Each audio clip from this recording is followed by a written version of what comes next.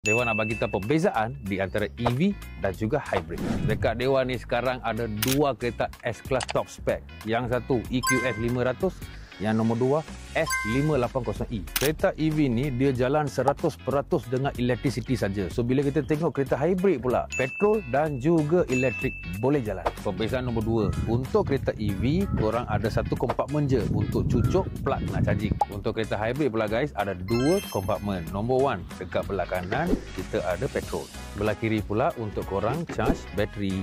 Untuk kereta hybrid guys, dalam meter ni korang boleh tengok dua benda. Satu adalah meter untuk petrol, lagi satu pula meter untuk elektrisiti. Lagi satu pula meter untuk tengok percentage bateri.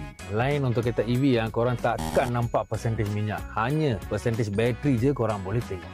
Perbezaan ketiga, untuk kereta EV enjin dia memang senyap. Sepanjang perjalanan korang memang korang takkan dengar apa-apa bunyi. Tengok enjin dah start, mana ada bunyi, apa pun tak ada guys. Untuk kereta hybrid pula, bila korang start kereta dia senyap, tapi bila korang jalan memang dia enjin akan start jalan, satu jam ada bunyi sikit.